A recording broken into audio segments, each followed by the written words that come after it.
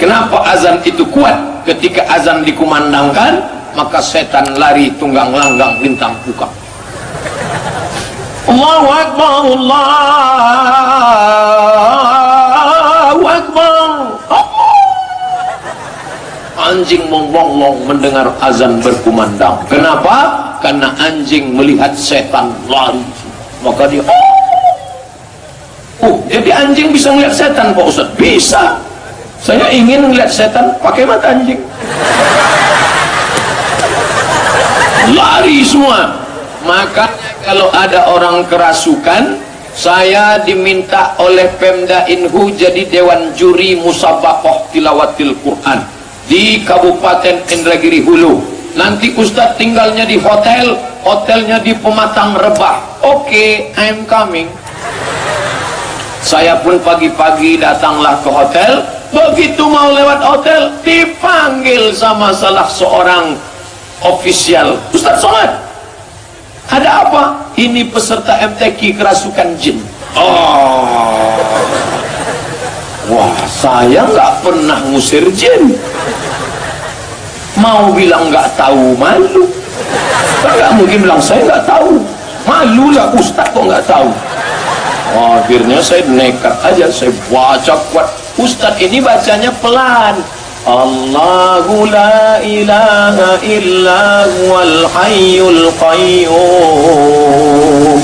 la ta'khudhuhu sinatun wa la naum. Setannya nggak keluar. Itu kejadiannya di Pematang Rebah. Pas saya dipanggil, baca Ustadz. Ingat saya, kalau suara kuat setan lari. Mana telinganya? Nih saya baca kuat. Allahu la ilaha illa huwal hayyul qayyum la ta'khudhuhu sinatun wa la naum lahu ma fis samawati wa ma fil ardh. Sehat ya? Entah setannya lari, entah dia terkejut, wallahu a'lam. Yang jelas selamat saya hari itu. Sejak itu berhenti saya jadi dewan juri di Indonesia. Aku bisa dipanggil lagi. Yang kerasukan jin perempuan bulan. Bapak Ibu yang dimuliakan Allah SWT. Jadi zikir kuat-kuat itu untuk mengusir jin, setan, hantu. Makanya kalau ada orang dekat masjid marah, jangan kuat-kuat azan, jangan kuat-kuat. Berarti di kepalanya ada, bukan saya yang ngomong. Kecilkan volumenya, golok dia, kecilkan volumenya, kecilkan. Maka apa yang perlu kita lakukan? Ikat tangannya, azankan ke telinga sebelah kanan. Allahu Akbar, Allahu Akbar. Oh, kenapa boleh berzikir kuat-kuat? Kan ayatnya jelas nih melarang, nggak boleh zikir kuat. Walqur rabbaka fi nafsika, sebutlah Tuhanmu dalam dirimu, jangan kuat-kuat. Jangan kuat-kuat, dalam diri saja. Ayat itu ada ayat sebelumnya, Mas. Makanya ayat jangan dipotong. Inilah bahayanya kalau tukang sunat jadi tukang ayat. Di sunatnya juga ayat itu. Baca ayat sebelumnya. Wa idza quri'al Qur'an, kalau ada orang baca Quran, fastami'u lahu, dengar baik-baik. Wa ansitu, diam. La'allakum turhamun. Ada qori baca Quran, maka kau dengar baik-baik, diam. Pak Kapolda diam, Pak Danrem Wirabima diam, Pak Bupati diam, saya pun diam dengar bacaan Quran tadi. Setelah itu baru ayat walqur rabbaka fi nafsika, sebutlah Tuhanmu dalam dirimu. Apa maknanya? Kalau ada orang baca Quran nggak boleh zikir kuat-kuat. Tadi ada qori baca Quran, qori'ah baca Quran, tiba-tiba kami zikir di belakang, la ilaha illallah, la ilaha illallah. Nggak boleh, dengar. Waktu tadi qori'ah baca Quran, ada yang zikir kuat-kuat di belakang? Nggak ada. Jadi baca Quran, dengar baik-baik. Dua, menyebut Allah Ta'ala kuat-kuat Bukan berarti Allah tuli pekak bisu, tapi untuk ke kita yang imannya mencela-mencele, yang masih was-was, maka diperkuat dengan la ilaha illallah.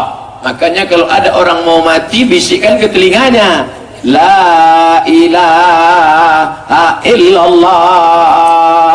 Man qala fi akhir kalamihi la ilaha illallah dakhalal jannah. Siapa yang akhir kalamnya la ilaha illallah, maka dia masuk surga. Mudah-mudahan kita semuanya akhir kalam la ilaha illallah. Dengan syarat sering tahlil. Tahlil itu la ilaha illallah, la ilaha illallah, la ilaha illallah, la ilaha illallah. Sambil bawa motor, la ilaha illallah, la ilaha illallah, la ilaha illallah. Saya bangga melihat masyarakat kita sambil bawa motor berhenti di lampu merah pun tetap bertahlil. Dan kelihatan dari mulutnya. Masya Allah, lihat dia tahlil. Rupanya handphone di celah helm. Juga mas, kok dicikok ya? Nah, orang ketok biaya gitu. Terus bilang di orang teko kayaknya. Siapa yang sering tahlil la ilaha illallah, maka insya Allah matinya husnul khatimah. Mudah mengingatkannya. Makanya yang sudah punya anak ingatkan, dok, kalau aku nanti mau mati sakratul maut, tolong bisikkan la ilaha illallah. Yang belum punya anak kasih tahu istrinya, oh my darling, nek sampean sudah melihat aku mau mati, setengah napasku pergi, maka tolong kau bisikkan ke telingaku la ilaha illallah.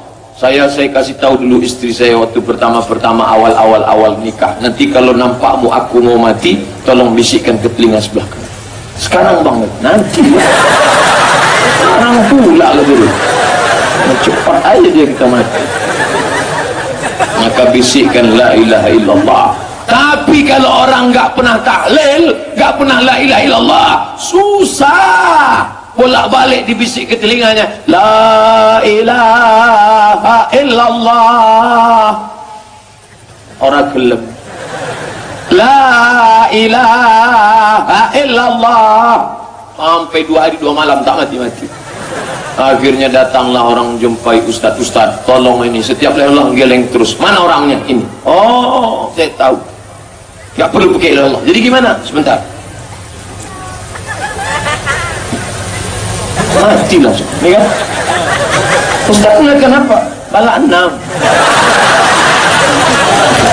Mati langsung. Ya itu udah, semua manusia itu wahum yakhisimun. Makanya sampean kalau beda pendapat itu sing biasa wae. Aja kok wong saiki kan beda pendapat geger. Beda pendapat itu sudah fitrah. Enggak mungkin lah. Kita ada beda pendapat itu enggak mungkin. Di kampung-kampung kalau ada masjid speaker di mana-mana, saya sering ditanya. Wadah yang perugus kandani nak adzan jo banter-banter, ngerameni tonggo. Nak niat salat ora usah adzan nak teko. Bar. Sing sitok yo ora kudu banter ben siar. Sing sitok mau sedemen dipisoi tok, mergo sing ora seneng malah mau misoi tok, sing wis seneng tanpa adzan pun yo tanpa adzan rame-rame, maksudnya wis salat ke milih ndi. Dulu tuh perdebatannya gitu. Abu Bakar nak wiridan ning masjid tuh wirih banget. Selirih-lirihnya. Umar nak wiridan bianter. Tapi ranggo sound system wong zaman itu, tapi banter aja. Tapi sing ngrameni lah, intinya sing ngrameni. Ketika Abu Bakar ditanya Rasulullah, ya Abu Bakrin, kenapa kamu melirihkan suara? Jadi saya itu malu sama Allah. Dia itu zat maha mendengar. Jadi saya mengeraskan suara itu malu. Kayak pangeran butuh suara keras saya. Umar ditanya, kenapa kamu terlalu keras? Umar jawabannya sederhana, bener-bener ngantuk. Makanya nggak ada satupun ulama yang mengatakan Umar itu afdhalu min Abi Bakar. Mungkin jawabannya itu kadang sederhana banget. Malahnya ijma' ahli sunnah itu Abu Bakar afdhalu min Umar. Kalau nak dulu jawabannya kok bener ngantuk.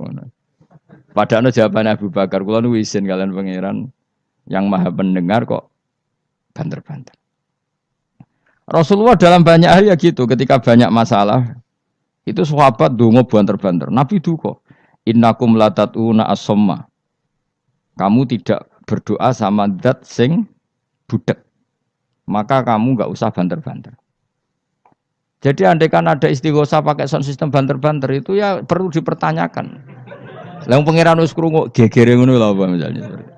Tapi misalnya mazhab itu kamu pakai, terus ada pertanyaan, dangdutan saja banter, kenapa kalimat thayyibah tidak boleh banter? Masalah mana? Ya asal ijek donya itu masalah. Kemilan dia. Ini cerita saja. Kalau manusia itu istighosa jaluk tulung sapa? Pangeran kan? Pangeran sudah dengar tanpa sound system apa enggak? Kenapa banter-banter? Nah, tapi kalau tadi dibalik, dangdutan saja banter-banter. Kenapa kalimat thayyibah tidak boleh banter-banter? Jadi manusia itu memang potensinya. Karena dalam fikihnya itu tak warai Kang, sampean ben fanatik mazhab Syafi'i. Sebenarnya Imam Syafi'i itu ya manusia, sampean bisa tidak cocok. Tapi masalahnya kan otaknya jauh. Otaknya jauh, ilmunya jauh. Sekarang saya tanya, khutbah itu syarat sahnya Jumatan orang berapa dalam mazhab Syafi'i? 40. Syaratnya orang 40 itu dengar khutbah atau imam mendengarkan khutbah? Enggak, sampean saya tanya. Imam memperdengarkan khutbah atau orang 40 dengar khutbah? Loh beda. Makanya harus ngaji itu serius. Ngaji mondok rahatam gitu. Misalnya saya jadi imam, khotib. Yang dengarkan saya orang 40. Bisa saja yang dua itu kopok. Enggak dengar memang karena kopok. Atau yang 4 omong-omongan, enggak ngurusi. Tapi imam tetap dengan suara yang pengandaiannya orang normal itu dengar. Makanya kata fakih-fakih Syafi'i, wa yajibu isma'u arba'in wa illam yasma'u fi'lan. Yang penting seorang khotib memperdengarkan suaranya yang andekan dalam keadaan normal orang 40 itu dengar. Wa illam yasma'u mersi pun hakikat mereka tidak dengar. Karena mungkin omong-omongan, ada suara mobil, bising, tidur, gosip, macam-macam.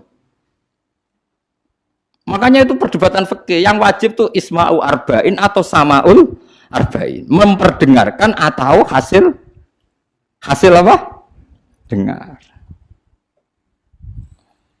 Lah baca bismillah ya seperti itu. Yang penting itu imam membayangkan mereka dengar atau hasil dengar. Paham sih kalau maksudnya? Makanya perdebatan fikih itu pasti seperti itu. Misalnya seorang guru, sementing seorang guru atau kiai itu memahamkan. Dia sudah pakai bahasa yang baik, intonasi yang baik. Apa hakikatnya mesti Anda paham? Kan enggak juga. Mungkin wis mbulet mikir tanggal, wedi bayar BPKB sesuk macam-macam ono wong ngaji wis mbah. Sembang sumpah ngaji ngono mbah. Tapi ketika seorang guru dengan standar yang baik metodologinya disebut mufhim, memberi pemahaman. Meskipun yang mendengar enggak paham. Atau orang lain tuh paham, padahal gurunya buruk karena sudah otaknya sudah baik, omongan keliru paham. Mau itu malah hebat, mau macam wis pinter. Lah ya makanya jadi perdebatan dalam mazhab Syafi'i, ya, perdebatan ulama sampai seperti itu. Dalam khutbah itu yang penting orang 40 dengar atau yang penting adalah khotib memperdengarkan. Paham kalau maksudku? Jadi itu beda. Lah ulama itu mikir sampai ngono, Kang. Ya bulet tenan, Gus. Ngono kok mbok bantah. Ngono mikire wis tok kono kok mbok bantah. Kowe mikir mau mikirnya berarti kandani terus mulai mikir. Wong ilmu terlambat kok mikir bantah ulama sing wis mikir lama. Mulai kalau seneng nak debat ayo ulama-ulama riyen lucu-lucu debatnya. Makanya dulu abahnya Said Muhammad itu Sayyid Alawi itu pertama kali menangi ada mukabbirus saut, ada mik. Ya mik seperti ini. Ulama-ulama Mekah janggal. Ini sah apa enggak Jumatan dikhutbahi pamik? Karena syaratnya makmum itu mendengarkan suara khotib. Padahal dengan adanya mik suara khotib itu menjadi lirih. Kan enggak mungkin bengok-bengok sudah ada mik. Berarti yang didengarkan mereka itu suaranya mik, suaranya speaker, bukan suara khotib. Andai kan tanpa mic kan nggak terdengar. Mulai kontroversi, sah apa ndak sah? Terus Sayyid Alawi, abahnya Sayyid Muhammad bilang, kalau orang nggak bisa melihat kecuali pakai kacamata, itu akad B-nya sah apa ndak? Karena kalau sah berarti dia yang lihat itu tidak dia tapi pakai kacamata. Wong kalau kacamata yang dicopot dia bisa melihat. Oh ya enggak sah. Berarti enak dia jadi orang yang enggak pernah maksiat karena melihat perempuan di mana-mana juga dianggap enggak melihat. Mulane ana santri beling nang delok wong wedok jare delok kokoco. Perkarane gak delok wong wedok tapi delok gambare wong wedok. Berarti wong kaca-motonan ora tau maksiat. Tapi cara kula luwih maksiat meneh karena dia kalau marung itu jual belinya enggak sah terus. Berarti makan barang haram terus. Iya tuh. Kalau orang pakai kacamata melihat perempuan tidak dosa, berarti kalau dia jual beli juga tidak sah. Berarti kalau makan haram, jual belinya tidak sah. Terus semenjak itu ulama-ulama Wahabi mulai mentoleransi, ya sudah gitu aja kok repot, sudah anggap nopo sah. Pakai kacamata gitu nopo sah. Dulu awal-awal ada teknologi itu ada perdebatan seperti itu. Mau terus ada perdebatan lagi. Sekarang kesunatan jawab adzan apa jawab suara muadzin? Loh, siapa? Mulai bingung tuh sampai lagi orang tahu ngaji. Kalau suara muadzin sekarang ada masjid modern terutama kalau Ramadan. Mergo bilale ya ape mangan disetel wae radio. Kalau muadzine Kang radio disetel adzan niku sunatan jawab to ora? Wong gak ono muadzine. Mau rekaman adzan. Lha ora tau mikir to sampean. Ya ana kiai kados teng daerah sarang biasa, wonten adzan teng masjid napa-napa sing radiusnya akan 1 kilo. Ngaji diterusno. Alasannya ini ndak suara muadzin, andai kan ndak pakai speaker kita ndak dengar. Ya dianggapnya ndak dengar, tenang aja maca. Karena sekarang tuh repot, Kang. Tapi kalau melihat azan tuh kalimat yang sakral, mendengar kalimat sakral, misalnya, aman saya tanya, kesunatannya itu mendengarkan bacaan Quran atau mendengarkan pembaca Quran? Bacaan Quran kan, kamu yakin kan kalau rekaman Quran didengarkan sunat enggak? Sunat, padahal tidak ada yang baca. Karena yang sunat memang mendengarkan bacaan Quran, bukan pembaca, bukan mendengar pembaca Quran.